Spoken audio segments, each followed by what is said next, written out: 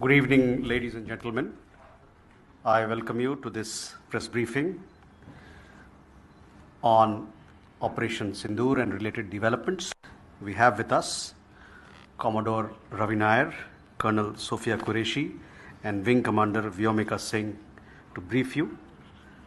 With that, I hand over the floor to Commodore Nair.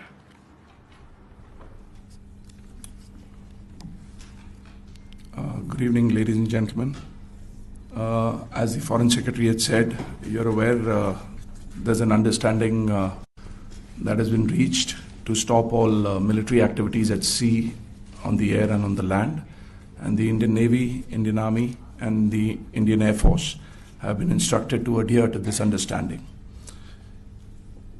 Since the tragic events at Pahalgam, you're aware that our responses have been measured and very responsible. Details of these have been shared with you over the past few days through our various press briefings. What has also happened is that there is a significant amount of misinformation that is being undertaken from the other side. And as a professional military organization, we thought it is also our duty to dispel those misinformation aspects, as also state the facts of the case as they stand. Towards that, I will now hand over to my colleague, Colonel Qureshi. नमस्कार। अब मैं आपको पाकिस्तान की miss information campaign के बारे में अवगत कराऊंगी। पहला, पाकिस्तान ने यह क्लेम किया कि उसने अपने JF-17 से हमारे S-400 व ब्रह्मोस मिसाइल बेस को नुकसान पहुंचाया, जो कि बिल्कुल गलत है।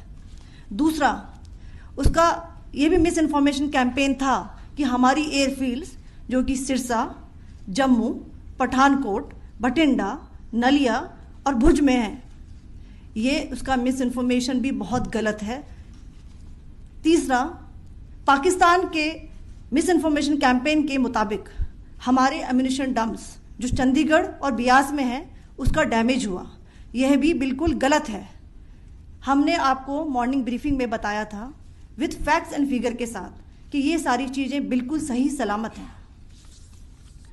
अब मैं आपको बताना चाहती हूँ कि पाकिस्तान के एक प्रेस कॉन्फ्रेंस में ये बात की गई थी कि उनके सीनियर मिलिट्री ऑफिसर्स जो कि पूरी तरह से ये भ्रामक हैं और तथ्यों से दूर हैं कि पाकिस्तान की ओर से ये झूठा आरोप भी लगाया जा रहा है कि भारतीय सेना ने मस्जिदों को नुकसान पहुंचाया। मैं इससे बिल्कुल स्पष्ट करना चाहती हूं कि India is a secular nation और हमारी सेना भारत के कॉन्स्टिट्यूशनल वैल्यूज की एक बहुत प्यारी झलक है। इंडियन आर्म्ड फोर्सेस ने पाकिस्तान को बहुत भारी नुकसान पहुंचाया, उनके मिलिट्री इंफ्रास्ट्रक्चर्स को, चाहे वो लैंड एसेट्स हों या फिर उनके एयर एसेट्स।